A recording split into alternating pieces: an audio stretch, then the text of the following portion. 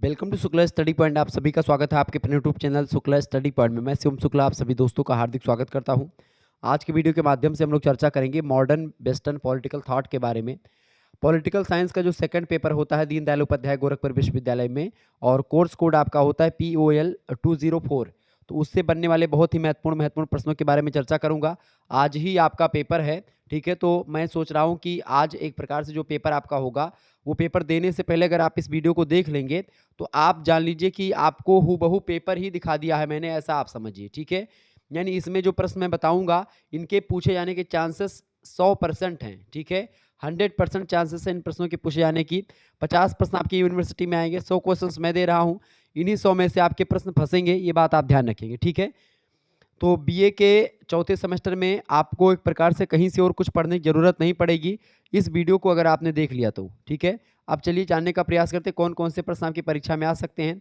तीव्र गति से मैं चर्चा करने का प्रयास करूंगा चूंकि समय आपके पास है नहीं बिल्कुल भी। प्रश्न आपकी स्क्रीन पर आ चुका। जॉन राल्स का जन्म कब हुआ था? जॉन राल्स का जन्म कब हुआ था भाई, फटाफट से आप बताने का प्रयास करेंगे। जॉन राल्स का जन्म हुआ था 21 फरवरी 1921 में। ऑप्शन नंबर इसका ए करेक्ट आंसर हो जाएगा। अगला प्रश्न है माइकल ऑक्सफोर्ड की मृत्यु कब हुई? माइकल ओकेसॉट या ऑक्सफोर्ड की मृत्यु कब हुई, फटाफट से आप बताने का प्रयास करेंगे। माइकल ऑक्सफोर्ड की अगर बात की तो इनका जन्म कब हुआ था, सबसे पहले ये जान ले आप। माइकल ओकेसॉट या ऑक्सफोर्ड की जो जो जन्म हुआ था वो हुआ था भैया 11 दिसंबर को, इनका बर्थडे पड़ता है। 1901 में इनका जन्म हुआ था माइकल ओकेसॉट का, ठीक है। और इनकी मृत्यु हुई थी 19 दिसंबर को 1990 में। दिसंबर महीने में जन्म हुआ, दिसंबर महीने में ही मृत्यु हुई। आगे देखेंगे अगला प्रश्न, हन्ना आरेंट का जन्म कब हुआ था? ये सब महिला विचारिका, मतलब महिला लेखिका हैं और दर्शन शास्त्री हैं, ठीक है। और महिलाओं को लेकर के इन्होंने बड़ा काम किया है हन्ना आरेंट ने। तो हन्ना आरेंट का जन्म कब हुआ था? हन्ना आरेंट के जन्म की अगर बात की जाए तो हन्ना आरेंट का जो जन्म हुआ था वो 14 अक्टूबर 1906 को हुआ था। 14 अक्टूबर 1906 को इनका जन्म हुआ था, ये बात आप ध्यान रखेंगे। मृत्यु पूछ लेगा तो मृत्यु कब हुई थी? 4 दिसंबर को मृत्यु हुई थी। 4 दिसंबर, और कौन सा सन था? 1975। तो 4 दिसंबर 1975 में मृत्यु हो जाती है हन्ना आरेंट की। अगला प्रश्न, हन्ना आरेंट थी मुस्लिम थी, यहूदी थी, ईसाई थी या चीनी थी, बताएं। हन्ना आरेंट जो थी ये एक प्रकार से यहूदी थी और जर्मन अमेरिकी मूल की मानी जाती हैं। बी ऑप्शन करेक्ट आंसर होगा। विद्वान थी बहुत ज्यादा हन्ना आरेंट, महिलाओं को लेकर के काम किया। माइकल ओकेसार्ट के विषय क्या थे? राजनीतिक दर्शन, इतिहास दर्शन और शिक्षा दर्शन, सभी पर काम किया अच्छा खासा इन्होंने। ऑप्शन नंबर इसका डी करेक्ट आंसर हो जाएगा। डी ऑप्शन राइट आंसर होगा। अगला प्रश्न है हन्ना आरेंट निम्नलिखित में से कौन थी? हन्ना आरेंट कौन थी भैया, फटाफट से आप बताने का प्रयास करेंगे। राजनीतिज्ञ थी, दार्शनिक थी, फांसीवादी थी या कम्युनिस्ट थी, बताएं। तो हन्ना आरेंट जो थी ये दार्शनिक थी। Option number B right answer होगा। अगला प्रश्न, जॉन राल्स किसके विरोधी थे? जॉन राल्स जो है किसके विरोधी थे? उपयोगितावाद के या सामंतवाद के? तो जॉन राल्स की अगर बात की तो उपयोगितावाद के घोर विरोधी माने जाते हैं जॉन राल्स। नेक्स्ट क्वेश्चन आपकी स्क्रीन पर आ चुका है। डेविड ईस्टन जो है वो एक प्रकार से व्यवहारवाद के जनक हैं, ये बात ध्यान रखेंगे। तो वो आप लोगों ने कल ही देखा था। अगला प्रश्न, माइकल ओकेसार्ट की अंतिम कृति कौन सी है? यानी आपसे ये प्रश्न कई बार परीक्षा में पूछा गया, पिछली बार वर्ष परीक्षा में आया था कि ऑन हिस्ट्री पुस्तक के लेखक कौन है। तो ऑन हिस्ट्री पुस्तक को किसने लिखा है? जॉन राल्स ने लिखा है। इसका प्रकाशन 1983 में हुआ है।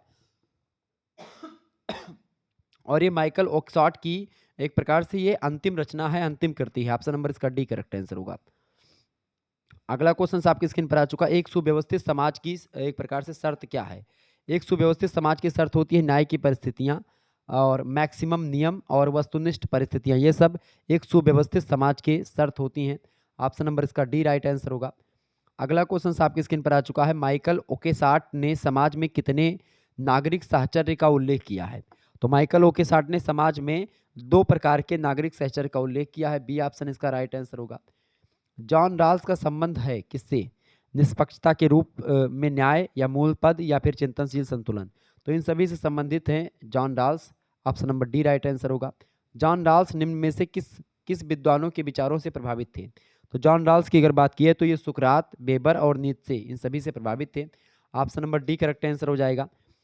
एक बात और प्रश्न माइकल ऑक्सफोर्ड के बारे में पूछी जाती है। माइकल ऑक्सफोर्ड ने निबंध लिखा है राजनीति में तर्कवाद शीर्षक से। तो राजनीति में तर्कवाद निबंध इन्होंने कब लिखा? 1962 में लिखा है। ये बात आप ध्यान रखेंगे, प्रश्न परीक्षा की दृष्टि से बहुत महत्वपूर्ण है और प्रश्न परीक्षा में पूछा जाता है। ओके।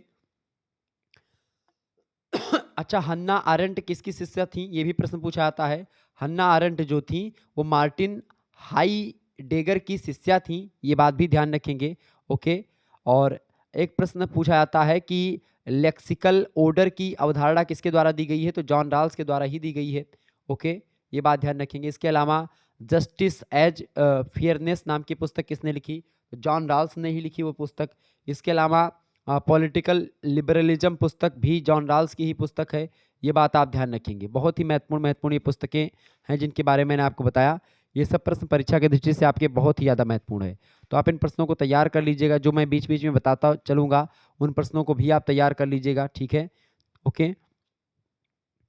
तो अच्छा, एक एक पुस्तक का भी नाम, मतलब एक प्रश्न है कि the voice of liberal learning, the voice of liberal learning पुस्तक के लेखक कौन है, तो माइकल ओके सार्ट ने पुस्तक लिखी है, ये बात ध्यान रखेंगे। ओके, प्रश्न बहुत ही महत्वपूर्ण है। और माइकल जे ओके सार्ट के जीवन काल का अंतिम निबंध है the voice of liberal learning, ठीक है, the voice of liberal learning, ये बात आप ध्यान रखेंगे। ओके, बहुत ही महत्वपूर्ण चीज़ें मैंने आपको बताई हैं, ये बात ध्यान रखेंगे। अच्छा, ओक सार्ट का एक लेख है बड़ा फेमस है, Hobbes on civil association, Hobbes on civil association कब प्रकाशित हुआ है, तो 1975 में प्रकाशित हुआ है, और ओक सार्ट का ये एक लेख है, ये बात आप ध्यान रखेंगे। ओके। अच्छा, पहली कृति कौन सी है ओके सार्ट की, तो experience and it's modes, experience and it's modes, ये इनकी पहली रचना है, ठीक है, माइकल ओके सार्ट की, ये बात ध्यान रखेंगे। तो ये सब प्रश्न इनसे बनने वाले थे, तो रिवीजन क्लास है ये आपकी, इसमें बहुत सारे प्रश्न आप जानेंगे। अगला क्वेश्चन आपकी स्क्रीन पर आ चुका है, साम्यवादियों का धर्म ग्रंथ किसे कहा जाता है, साम्यवादियों का धर्म ग्रंथ, फटाफट से आप लोग बताने का प्रयास करेंगे। साम्यवादियों का धर्म ग्रंथ किसे कहा जाता है, बताइएगा, इंपॉर्टेंट प्रश्न है भैया, प्रश्न फटाफट से। साम्यवादियों का धर्म ग्रंथ, बिल्कुल कम्युनिस्ट मैनिफेस्टो यानी साम्यवादी घोषणा पत्र को ही साम्यवादियों का या समाजवादियों का धर्म ग्रंथ कहा जाता है। और साम्यवादी घोषणा पत्र जो है या कम्युनिस्ट मैनिफेस्टो, ये एक प्रकार से जो है एंजिल्स और कार्ल मार्क्स के द्वारा एक प्रकार से ये जो है लिखा गया। कम्युनिस्ट जो घोषणा पत्र है, साम्यवादी घोषणा पत्र, इसकी अगर बात की जाए तो ये 21 फरवरी 1848 को एक प्रकार से ये रचना लिखी करी गई, ये पत्र है साम्यवादी घोषणा पत्र। तो इसका प्रकाशन कब हुआ, 1848 में 21 फरवरी को, मार्क्स और एंजल्स के द्वारा। बड़े अच्छे दोनों समाजशास्त्री हैं मार्क्स और एंजल्स, ये बात ध्यान रखेंगे। अगला प्रश्न है, कार्ल मार्क्स के द्वंद्वात्मक भौतिकवाद का चक्र किस प्रकार का है, तो कार्ल मार्क्स के द्वंद्वात्मक भौतिकवाद का जो चक्र है वो पहले वाद होगा, फिर प्रतिवाद होगा, उसके बाद में फिर संवाद होगा। तो वाद, प्रतिवाद और संवाद, ये प्रश्न पिछले वर्ष 2022 में ये पूछा गया प्रश्न है, 2023 में। Option number A correct answer होगा। अगला क्वेश्चन है, द्वंद्ववाद की धारणा अत्यंत गूढ़ और अस्पष्ट है, यद्यपि मार्क्स और एंजल्स के समस्त लेखन का एक आधार है, लेकिन इसे कहीं पर भी स्पष्ट नहीं किया गया है। उपयुक्त कथन किस विद्वान का है, तो ये कथन किसका है भैया, बेपर महोदय का है। ऑप्शन नंबर इसका ए करेक्ट आंसर होगा। अगला प्रश्न, कार्ल मार्क्स का जन्म कहाँ हुआ था, कार्ल मार्क्स का जन्म हुआ था जर्मनी में। कहाँ पर हुआ था, जर्मनी में। कार्ल मार्क्स का जन्म कब हुआ था, 1818 में इनका जन्म हुआ था। मृत्यु कब हुई थी, 1883 में हुई थी, ये बात ध्यान रखेंगे। अगला क्वेश्चन है, निम्नलिखित में से किस सिद्धांत का प्रतिपादन मार्क्स ने किया है। देखिए, मार्क्स ने वर्ग सिद्धांत का, एक प्रकार से वर्ग सिद्धांत की जो विचारधारा है इसके बारे में बताया है। द्वंद्वात्मक भौतिकवाद के बारे में बताया कार्ल मार्क्स ने, ठीक है। अतिरिक्त मूल्य के सिद्धांत की बात करते हैं कार्ल मार्क्स। कार्ल मार्क्स को समाजवाद का जनक भी माना जाता है, वैज्ञानिक समाजवाद का जनक माना जाता है, ये बात आप ध्यान रखेंगे। और प्रथम वैज्ञानिक समाजवादी विचारक अगर पूछे कौन है, तो भी कार्ल मार्क्स का नाम आप बताते हैं। कम्युनिस्ट मैनिफेस्टो 1848 में जो प्रकाशित हुआ उसके लेखक भी यही रहे हैं, कार्ल मार्क्स और एंजल्स, ठीक है, ये बात ध्यान रखेंगे। इसके अलावा मार्क्स का एक कथन बड़ा फेमस है कि राज्य धीरे धीरे विलुप्त हो जाएगा, किसने कहा, तो राज्य धीरे धीरे विलुप्त हो जाएगा, ये कार्ल मार्क्स का मानना था, ठीक है, ये बात ध्यान रखेंगे। अच्छा, ये विचार किन मतलब कि किन विचारकों का है, कि राज्य शोषक वर्ग की कार्यकारी समिति है, तो मार्क्सवादियों का मानना है, ये बात आप ध्यान रखेंगे। तो ये सब प्रश्न परीक्षा की दृष्टि से बहुत ही महत्वपूर्ण है। 5 मई 1818 को जन्म हुआ था कार्ल मार्क्स का, वर्ग संघर्ष की विचारधारा दी, राइन प्रांत में जन्म हुआ था कार्ल मार्क्स का, जर्मनी के, ये बात भी ध्यान रखेंगे, ठीक है। तो ये प्रश्न परीक्षा की दृष्टि से इंपॉर्टेंट है। अच्छा बताएं, थॉमस हॉब्स की एक पुस्तक है लेवियाथन, ये पुस्तक किसने लिखी, लेवियाथन पुस्तक थॉमस हॉब्स ने लिखी है। द्वंद्वात्मक भौतिकवाद के विचारक कौन है, कार्ल मार्क्स हैं। ये सब प्रश्न पिछले वर्ष पूछे गए 2023 वाले पेपर में, ठीक है। साम्यवादी घोषणा पत्र के लेखक कौन है, तो कार्ल मार्क्स और एंजल्स दोनों हैं, ठीक है। दोनों में मिलेंगे तो दोनों ऑप्शन लगाएंगे, अगर नहीं मिलेंगे तो एक ही लगा दीजिएगा। दास कैपिटल पुस्तक है, बड़ी फेमस है, इन्हीं की है, कार्ल मार्क्स की, ठीक है, ध्यान रखिएगा इन सभी बात को। परीक्षा की दृष्टि से बहुत ही महत्वपूर्ण है। आगे देखेंगे, अगला क्वेश्चन आपकी स्क्रीन पर आ चुका है। सामाजिक समझौते के सिद्धांत से तो आपके John Hobbes, Rousseau and Locke संबंधित हैं, ठीक है। अगला प्रश्न, साम्यवादी घोषणा पत्र की रचना किस सन में की गई? तो 1848 में की गई थी। मैंने आपको बताया था 21 फरवरी 1848 मार्क्स और एंजल्स के द्वारा इसका प्रकाशन करवाया गया। अगला प्रश्न, वर्ग संघर्ष का इतिहास ही मानव जाति का इतिहास है। बहुत ही महत्वपूर्ण प्रश्न, 100% प्रश्न आएगा। बताएं, प्रश्न है, वर्ग संघर्ष का इतिहास ही मानव जाति का इतिहास है, यह कथन किसने कहा? यह कथन कार्ल मार्क्स का ही कथन है। Option number C right answer होगा, 100% आएगा। मार्क्स के अनुसार वर्ग संघर्ष में कितने वर्ग सम्मिलित होते हैं? तो मात्र 2 वर्ग सम्मिलित होते हैं। ऑप्शन नंबर इसका बी राइट आंसर हो जाएगा। एक मजदूर वर्ग होगा और एक पूंजीपति वर्ग होगा, ठीक है, मालिक। कार्ल मार्क्स का जन्म किस सन में हुआ था? कार्ल मार्क्स का जन्म जो होता 1818 में हुआ था। किस डेट को हुआ था? तो 5 मई को हुआ था। कहां पर हुआ था? जर्मनी में। जर्मनी के किस प्रांत में? राइन प्रांत में, ठीक है। धर्म जनता के लिए अफीम है, बहुत ही फेमस कथन है ये भी। धर्म जनता के लिए अफीम है, इस कथन को भी कार्ल मार्क्स ने ही कहा था। तो धर्म जनता के लिए अफीम है, किसने कहा था? कार्ल मार्क्स ने कहा था। डी ऑप्शन करेक्ट आंसर होगा। ये प्रश्न परीक्षा की दृष्टि से बहुत ही महत्वपूर्ण है, परीक्षा में कई बार आया है। द पॉवर्टी ऑफ फिलोसॉफी, ये पुस्तक 1847 में प्रकाशित हुई, किसने लिखी है? तो कार्ल मार्क्स की पुस्तक है, ठीक है, कार्ल मार्क्स की पुस्तक है ये बात ध्यान रखेंगे। Option number C right answer होगा। आगे देखेंगे, अगला क्वेश्चन आपकी स्क्रीन पर आ चुका है। जर्मन क्रांति 1918 ईस्वी में जो हुई है, उसके दौरान रोजा लग्जमबर्ग ने अपने साथी कार्ल लिब कनेट के साथ किस अखबार की शुरुआत करी थी? ये बड़ा इंपॉर्टेंट प्रश्न है। तो जर्मन क्रांति हुई थी 1918 के दौरान, जब उस समय लोजा लग्जमबर्ग और उनके साथी कार्ल लिबकनेट, उनके साथ जो है इन्होंने द रेड फ्लैग नाम के अखबार की शुरुआत करी थी। Option number A correct answer होगा, परीक्षा की दृष्टि से इंपॉर्टेंट प्रश्न है। अगला क्वेश्चन आप देखेंगे, रोजा लग्जमबर्ग ने अपने साथी लियो जोगिचेस एवं जूलियस मार्शले की सहायता से रोबर्ट निजा यानी द वर्कर्स ऑफ काज नामक अखबार कब आरंभ किया था? तो इसका आरंभ 1893 में किया था। डी ऑप्शन इसका राइट आंसर होगा। अगला क्वेश्चन आपकी स्क्रीन पर आ चुका, सिमोन डी वेवायर का जन्म कहाँ हुआ था? ये महिला लेखिका हैं, ये बात आप ध्यान रखेंगे। और समाजवादी सिद्धांतवादी विचारिका हैं, नारीवादी विचारिका हैं, अस्तित्ववादी दार्शनिक मानी जाती हैं। Simone de Beauvoir, the second sex पुस्तक इनकी बड़ी फेमस पुस्तक है, ठीक है, ये बात ध्यान रखेंगे। तो इनका जन्म हुआ था 1908 में। और कहाँ पर जन्म हुआ था, प्रश्न ये पूछा गया ना। तो इनका जन्म कहाँ पर हुआ था? पेरिस में हुआ था, फ्रांस में। फ्रांस की राजधानी पेरिस, वहीं पर इनका जन्म हुआ था। इनका जन्म कब हुआ था? इनका जन्म हुआ था 9 जनवरी को, इनका बर्थडे पड़ता है सिमोन डी वेवायर का। 1908 में इनका जन्म होता है, ये बात आप ध्यान रखेंगे। इनकी मृत्यु अगर आपसे पूछे तो मृत्यु 14 अप्रैल को होती है 1986 में, ठीक है, ये बात आप ध्यान रखेंगे। क्लियर।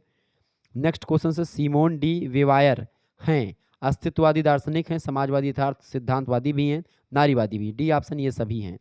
अगला क्वेश्चन से, सिमोन डी वेवायर की रचना इनमें से कौन सी है? देखिए, वुमेन डिस्ट्रॉयड, ये पुस्तक किसने लिखी है? वुमेन डिस्ट्रॉयड, ये पुस्तक भी सिमोन डी वेवायर की है। सी केम टू स्टे, ये भी पुस्तक इन्हीं की है। तो ये प्रश्न 3 प्रश्न यहाँ से तैयार हुए। सी केम टू स्टे पुस्तक के लेखक सिमोन, मतलब लेखिका कौन है? सिमोन डी वेवायर है।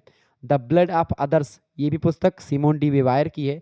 और वुमेन डिस्ट्रॉयड पुस्तक भी सिमोन डी वेवायर की है। डी ऑप्शन होगा करेक्ट आंसर, उपरोक्त तो सभी।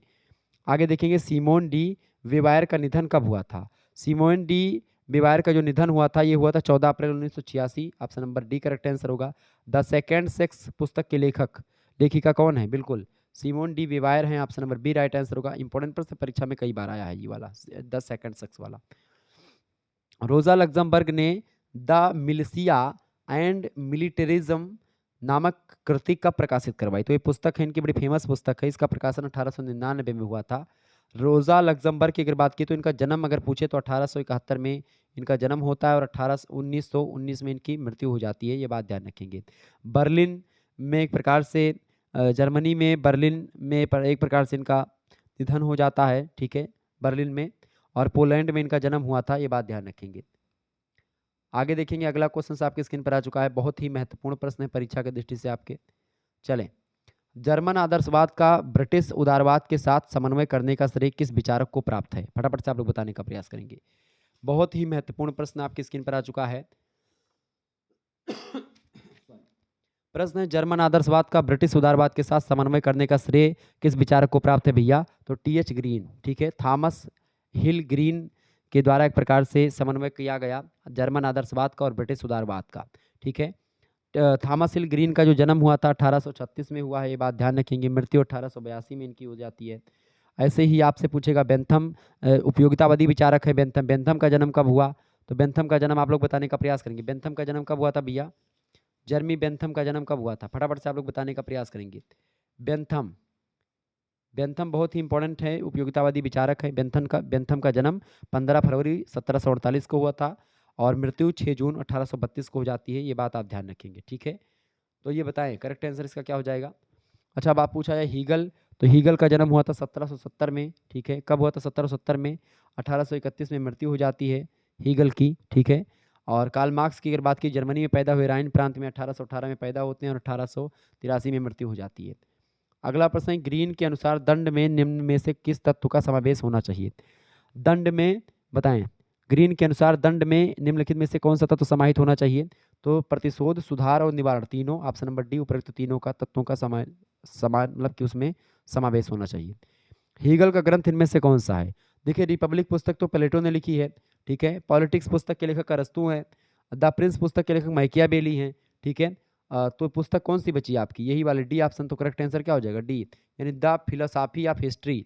द फिलोसॉफी ऑफ हिस्ट्री पुस्तक के लेखक कौन है? Hegel. D option right answer होगा। इंपॉर्टेंट प्रश्न है परीक्षा की दृष्टि से। राज्य को सर्वोच्च नैतिक संस्था के रूप में माना किसने? राज्य को सर्वोच्च नैतिक संस्था के रूप में कौन मानते हैं? हीगल मानते हैं। बी ऑप्शन राइट आंसर होगा।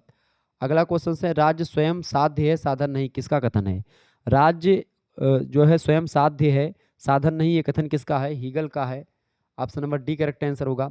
उग्र आदर्शवाद का प्रमुख प्रतिपादक कौन है? उग्र आदर्शवाद के प्रमुख प्रतिपादक हैं Hegel. B option right answer होगा। हीगल की विचारधारा किस पर आधारित है? हीगल की विचारधारा जो है सर्वाधिकारवाद पर आधारित है। Option number C right answer होगा। हीगल का जन्म कब हुआ था? हीगल के जन्म की अगर बात की है तो हीगल का जो जन्म हुआ था भैया 1770 में हुआ था इनका जन्म। 1770 ऑप्शन नंबर इसका सी करेक्ट आंसर हो जाएगा। मृत्यु कब हुई थी? 1831। अगला प्रश्न, साइंस ऑफ लॉजिक, ये पुस्तक किसकी है? परीक्षा में प्रश्न आ सकता है। साइंस ऑफ लॉजिक पुस्तक के लेखक कौन है? हीगल ही हैं। Option number C right answer होगा। अच्छा, हीगल की राज्य के संबंध में धारणा क्या है? हीगल की राज्य के संबंध में धारणा ये है कि राज्य पृथ्वी पर ईश्वर की अवधारणा है। बी ऑप्शन इसका राइट आंसर हो जाएगा। आपसे प्रश्न ये पूछा जाता रहता है। ठीक है, ये क्लियर हो गया आपका प्रश्न। आगे देखते हैं और भी प्रश्नों को जानने का प्रयास करते हैं। फटाफट से वीडियो को लाइक और शेयर कर दीजिएगा क्योंकि यही से प्रश्न आपकी परीक्षा में आने वाले हैं। ठीक है, चलिए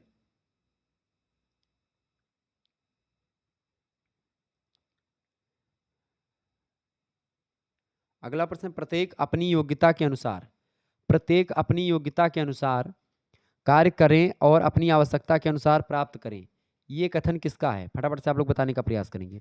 ये कथन कार्ल मार्क्स का है या फिर लेनिन का है, लास्की का, स्टालिन का है? तो किसका है भैया? ये कार्ल मार्क्स का कथन है। इसका ए ऑप्शन करेक्ट आंसर हो जाएगा। अच्छा, इस कथन को हेनरी फियोल ने भी एक प्रकार से इसकी पुष्टि करी है, तो ये बात ध्यान रखेंगे। अगर कार्ल मार्क्स ऑप्शन में ना मिले तो हेनरी फियोल भी लगा सकते हैं आप इसका। अगला क्वेश्चन है, मार्क्स प्रजातांत्रिक संस्थाओं का उपहास करते हुए उन्हें नाम देता है। तो मार्क्स प्रजातांत्रिक संस्थाओं का उपहास करते हुए उसको धनिकों की संस्थाएं बोलते हैं, कि जो पूंजीपति हैं उन्हीं की संस्था है ये। प्रथम वैज्ञानिक समाजवादी किसे माना जाता है? प्रथम वैज्ञानिक समाजवादी कार्ल मार्क्स को ही माना जाता है। डी ऑप्शन राइट आंसर होगा। अगला क्वेश्चन से, मजदूर दुगने और तिगुने कर दीजिए, मुनाफा स्वमेव दूना और तिगुना हो जाएगा। मजदूर की बात से याद आया कि मजदूर इस समय नहीं मिलते हैं और मजदूर मिलेंगे भी नहीं आने वाले समय में, क्योंकि हर काम मशीनों ने एक प्रकार से प्रारंभ कर दिया। अब कल आपको बताऊं कि गेहूं हो तो अब मशीन से कटने लगे हैं। पहले हम लोग गेहूं काटने जाते थे, अब क्या है कि मशीन से गेहूं कट गया। लेकिन कल आपने देखा होगा कि ये क्लास आपकी कल रात में ही हो जाती। लेकिन क्या होगा कि जो है गेहूं बारिश का मामला थोड़ा सा बूंदाबांदी टाइप का, बादल वादल होने लगा, हवा का रुख बदला, तो फिर गेहूँ एक प्रकार से जो थ्रेसर में दाया जाता है तो उसी में हम लोग बिजी हो गए बहुत ज़्यादा। तो चूँकि मुझे एक अच्छा लगता है ये काम वाम करना, तो मैं उसी में थोड़ा सा व्यस्त हो गया, इसीलिए आपकी क्लास रात में नहीं हो पाई, उसके लिए माफ़ी चाहूँगा। सुबह आपकी क्लास हो रही है तो उसी में थोड़ा व्यस्त हो गए। बड़ी मेहनत पड़ती है लेकिन काम करने में। ठीक है, चले। प्रश्न है, मजदूर दुगने या तिगुने कर दीजिए, मुनाफा स्वमेव दुगुना और तिगुना हो जाएगा, ये कथन किसका है? कार्ल मार्क्स का है। डी ऑप्शन राइट आंसर होगा। अगला प्रश्न, विश्व के मजदूरों एक हो जाओ, यह नारा किसने दिया? विश्व के मजदूरों एक हो जाओ, ये नारा कार्ल मार्क्स का है। ए ऑप्शन करेक्ट आंसर हो जाएगा। मार्क्स और एंजल्स के द्वारा दिया गया। अगला प्रश्न है, कम्युनिस्ट मैनिफेस्टो में ही ये नारा दिया गया था 1848 के आसपास। अगला क्वेश्चन आपकी स्क्रीन पर आ चुका है, अब तक के समस्त सामाजिक जीवन का इतिहास वर्ग संघर्ष का इतिहास रहा है। मार्क्स का ये प्रसिद्ध कथन है और ये एक प्रकार से किस पुस्तक में एक प्रकार से कहा गया? तो साम्यवादी घोषणा पत्र में, कम्युनिस्ट मैनिफेस्टो में। ऑप्शन नंबर इसका डी करेक्ट आंसर होगा। अगला प्रश्न, किसके अनुसार मजदूरों का कोई देश नहीं होता? मजदूरों का कोई देश नहीं होता, ये कथन किसका है? कार्ल मार्क्स का ही है, ए ऑप्शन। तो कोई भी प्रश्न आपसे पूछेगा आप छोड़ करके नहीं आओगे। सिमोन डी वेवायर एक थी, क्या थी वो भैया? वो एक प्रकार से क्या थी, फटाफट से आप बताएंगे। फ्रांसीसी लेखिका और दार्शनिक भी थी। सी ऑप्शन राइट आंसर होगा। सी केम टू स्टे किसकी पुस्तक है? सी केम टू स्टे, इस पुस्तक को लेखक हैं सिमोन डी वेवायर। नेक्स्ट क्वेश्चन से, गुणों की एक निश्चित कमी के कारण महिला हैं। गुणों की एक निश्चित कमी के कारण से वो महिला हैं, ये कथन किसका है? अरस्तू का है। वेवायर को जाना जाता है किसके लिए? लिंग भेद के रूप में, शिक्षा के रूप में और राजनीति के रूप में, बिल्कुल तीनों रूपों में काम किया है सिमोन डी वेवायर ने। Option number D right answer होगा। अगला क्वेश्चन आपकी स्क्रीन पर आ चुका, फटाफट से आप लोग देखने का प्रयास करेंगे। प्रश्न है, प्रत्येक व्यक्ति को अपना वकील बनना चाहिए, ये विचार किसका है? प्रत्येक व्यक्ति को अपना वकील बनना चाहिए, ये एक प्रकार से किस विद्वान का कथन है कि प्रत्येक व्यक्ति का अपना वकील बनना चाहिए?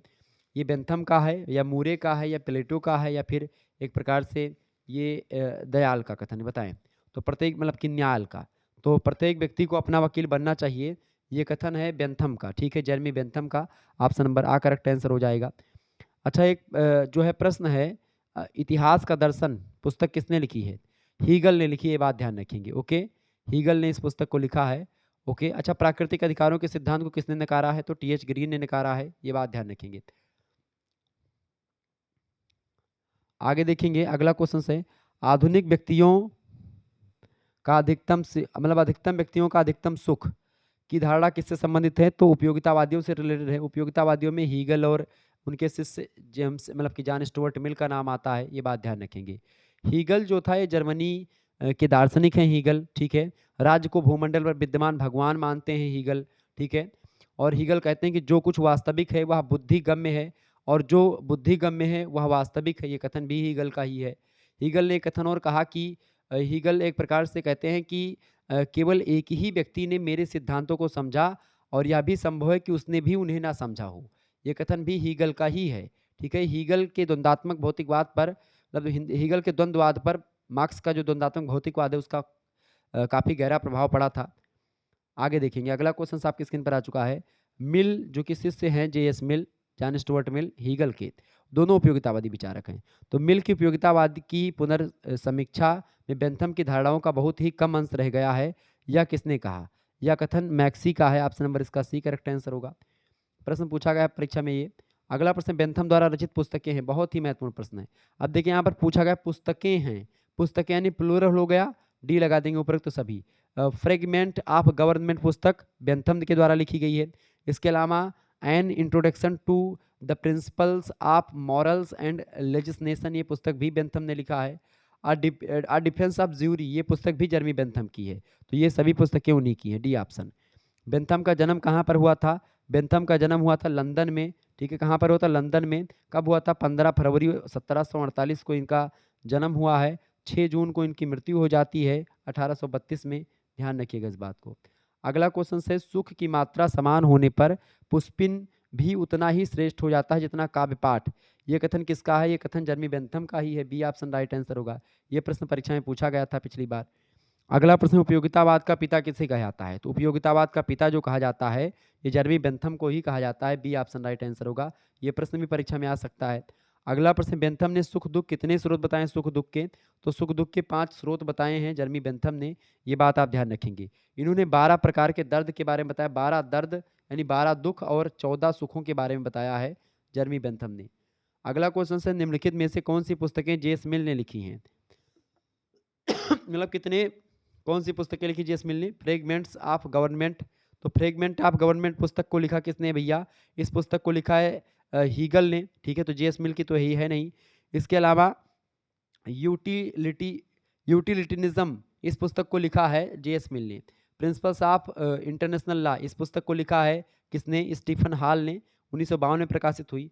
और ये पुस्तक introduction to the principles of morals and legislation, इसको जर्मी बेंथम ने लिखा। ये जर्मी बेंथम की पुस्तक है। और प्रिंसिपल्स ऑफ इंटरनेशनल लॉ, इस पुस्तक को लिखा है स्टीफन हॉल ने, 1952 में प्रकाशन हुआ इस पुस्तक का। ऑन लिबर्टी बड़ी फेमस पुस्तक, किसने लिखा है? ऑन लिबर्टी पुस्तक के लेखक हैं जे.एस. मिल, ठीक है, जॉन स्टुअर्ट मिल। 1859 में इस पुस्तक का प्रकाशन हुआ, ठीक है, ये बात ध्यान रखें। जे.एस. मिल का जन्म कब हुआ था? 20 मई 1806 में इनका जन्म हुआ था। 8 मई 1873 में इनकी मृत्यु हो जाती है, फ्रांस में इनकी मृत्यु होती है। और जेम्स मिल के पुत्र हैं, ये बात ध्यान रखेंगे। जॉन स्टुअर्ट मिल जो हैं, ये जेम्स मिल जो हैं उनके पुत्र हैं। आगे देखेंगे, अगला क्वेश्चन आपकी स्क्रीन पर आ चुका है। हीगल जितना महत्वपूर्ण दार्शनिक है, दुर्भाग्यवश उसे समझना उतना ही अधिक कठिन है। बहुत ही बढ़िया प्रश्न है ये, बताएं, ये प्रश्न परीक्षा में आ सकता है। हीगल जो है, प्रश्न पूछा गया कि हीगल जितना महत्वपूर्ण दार्शनिक है, दुर्भाग्य से उतना ही उसको समझना कठिन है, ये कथन कहा था बेपर ने। ऑप्शन नंबर इसका सी राइट आंसर होगा। अगला क्वेश्चन आपकी स्क्रीन पर आ चुका है।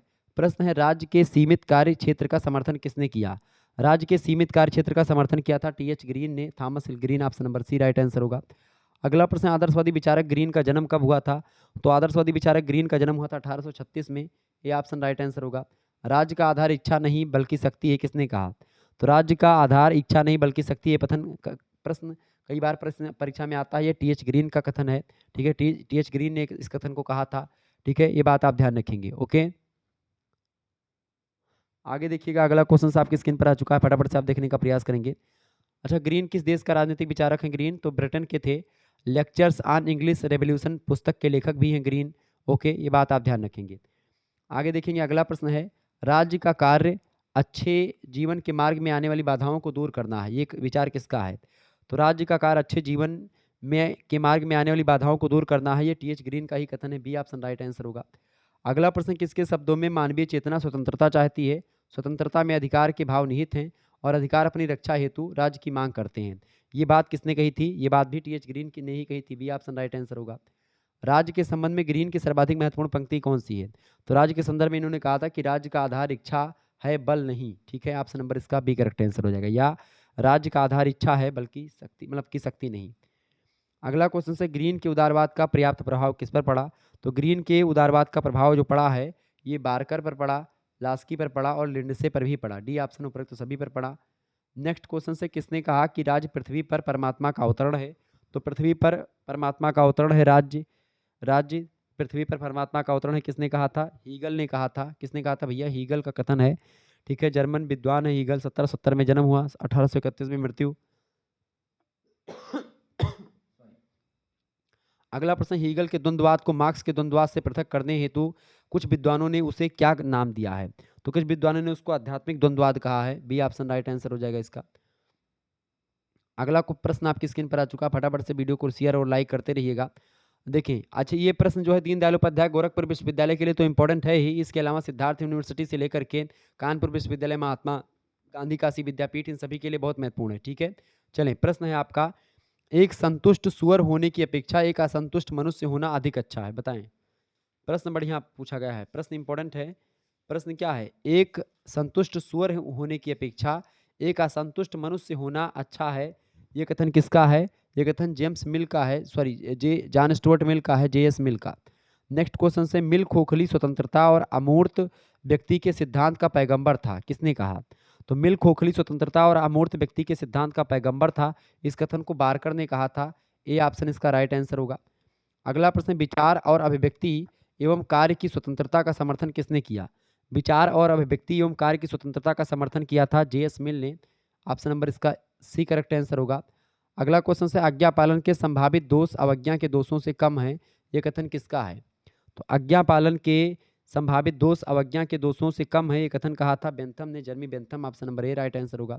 बेंथम के अनुसार दुख मतलब सरल दुख हैं, बेंथम के अनुसार सरल दुख जो होते हैं लगभग 12 प्रकार के दुख होते हैं, डी ऑप्शन करेक्ट आंसर होगा।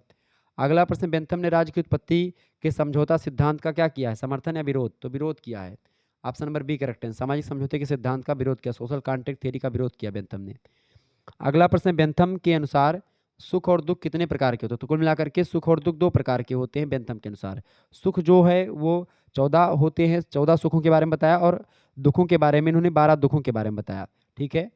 अगला प्रश्न, प्रकृति ने मनुष्य को सर्वोच्च मतलब 2 सर्वोच्च स्वामियों सुख और दुख की अधीनता में रखा है, हमें क्या करना चाहिए और हम क्या कर सकते हैं, यह केवल वे ही निश्चित कर सकते हैं। यह कथन किसका है, यह कथन भी जर्मी बेंथम का है। ए ऑप्शन राइट आंसर हो जाएगा। अगला प्रश्न, व्यक्ति और अभिव्यक्ति की अनियंत्रित स्वतंत्रता के विचार का समर्थन किसने किया, बताएं। व्यक्ति एवं अभिव्यक्ति की अनियंत्रित स्वतंत्रता के विचार का समर्थन करने वाले विद्वान है जॉन स्टुअर्ट मिल, जेएस मिल। अगला प्रश्न, जॉन स्टुअर्ट मिल की, जेम्स मिल उनके पिताजी हैं जॉन स्टुअर्ट मिल के। तो जॉन स्टुअर्ट मिल की सबसे महत्वपूर्ण और चर्चित पुस्तक का क्या नाम है इनमें से। तो जॉन स्टुअर्ट मिल की जो सबसे चर्चित पुस्तक है वो है ऑन लिबर्टी। प्रकाशन कब हुआ इस पुस्तक का, 1859 में, ठीक है, ध्यान रखिएगा। अगला प्रश्न, जॉन स्टुअर्ट मिल की प्रमुख रचनाएं कौन सी हैं। जॉन स्टुअर्ट मिल की प्रमुख रचना में आपका यूटिलिटेरिज्म, ये पुस्तक उन्हीं की है। सिस्टम ऑफ लॉजिक पुस्तक इन्होंने लिखी है। The subjection of women, the subjection of women पुस्तक के लेखक भी जॉन स्टुअर्ट मिल हैं। 1869 में इसका भी प्रकाशन हुआ है, ये बात ध्यान रखेंगे। ऑन लिबर्टी 1859 में प्रकाशित हुई है और द सब्जेक्शन ऑफ विमेन ये 1869 में प्रकाशित हुई है रचना। और दोनों ये सब किसकी हैं, जॉन स्टुअर्ट मिल की हैं। अगला क्वेश्चन आपकी स्क्रीन पर आ चुका है। इमैनुअल कांट के अनुसार मौलिक अधिकार हैं। इमैनुअल कांट के अनुसार मौलिक अधिकार क्या है भैया।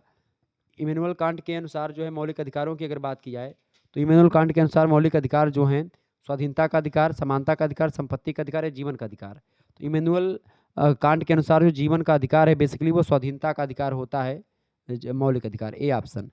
अगला प्रश्न, the false subtlety of the four syllogistic किसकी पुस्तक है, इस पुस्तक के लेखक कौन है।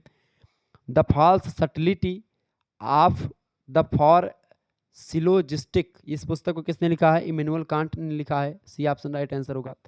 अगला प्रश्न, किसने कहा कि राजनैतिकता का प्रतिनिधित्व करता है। तो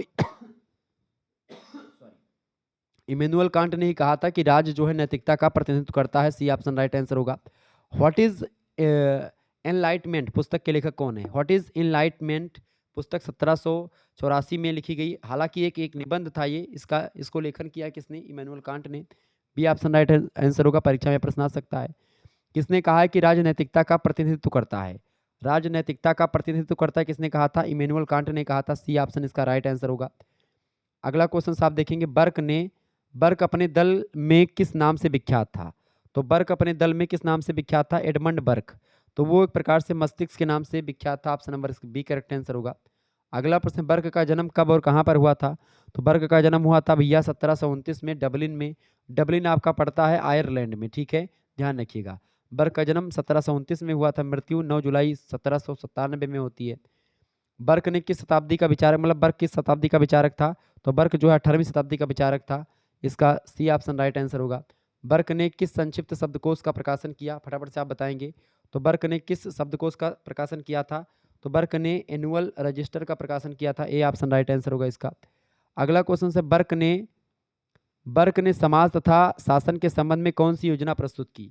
तो बर्क ने शासन और समाज के संबंध में जो योजना प्रस्तुत की उसका नाम है इतिहास की दैवीय योजना, ए ऑप्शन राइट आंसर होगा। बर्क पर निम्नलिखित में से किसका प्रभाव पड़ा। तो बर्क पर एक प्रकार से प्रभाव पड़ा है किसका, ब्रिटिश अमेरिकी उपनिवेश नीति का, फ्रांसीसी राज की क्रांति का भी, और ईस्ट इंडिया कंपनी के निरंकुशतापूर्ण कार्य का भी एक प्रकार से प्रभाव पड़ा बर्क पर। डी ऑप्शन लगा देंगे उपरोक्त सभी पर। अगला प्रश्न, एडमंड बर्क का जन्म कब हुआ था। तो इनका जन्म कब हुआ था भैया, 12 जनवरी 1729 को डबलिन आयरलैंड में इनका जन्म हुआ था, ऑप्शन नंबर इसका एक करेक्ट आंसर होगा। मृत्यु 9 जुलाई 1797 में, ठीक है। तो इस तरीके से आप लोगों ने बहुत सारे प्रश्नों को समझ लिया। लगभग आधे घंटे के अंतर्गत मैंने बहुत सारे प्रश्नों को आपको बता दिया। ये सब प्रश्न आपकी परीक्षा की दृष्टि से बहुत ही महत्वपूर्ण है, तो आप इन प्रश्नों को तैयार कर लीजिएगा, रट लीजिएगा इन प्रश्नों को, बहुत ही ज़्यादा महत्वपूर्ण है, ठीक है। धन्यवाद, मिलते हैं फिर नेक्स्ट वीडियो में, तब तक के लिए जय हिंद जय भारत। इस तरीके से आपकी यूनिवर्सिटी से रिलेटेड जितने भी एक प्रकार सब्जेक्ट होंगे सभी का मॉडल पेपर आपको शुक्ला स्टडी पॉइंट पर मिलता रहेगा। एक बात और आपको बता दूं कि एक हमारा दूसरा चैनल है, तो आपको अगर को करिकुलर कोर्स का पेपर आने वाला है उसकी तैयारी करनी है तो आप हमारे दूसरे चैनल को करिकुलर मास्टर को सब्सक्राइब कर लीजिएगा। को करिकुलर मास्टर, वहाँ पर आपको उस चैनल से रिलेटेड वीडियो मिल जाएंगी, ठीक है। धन्यवाद, मिलते हैं फिर नेक्स्ट वीडियो में, बहुत बहुत धन्यवाद।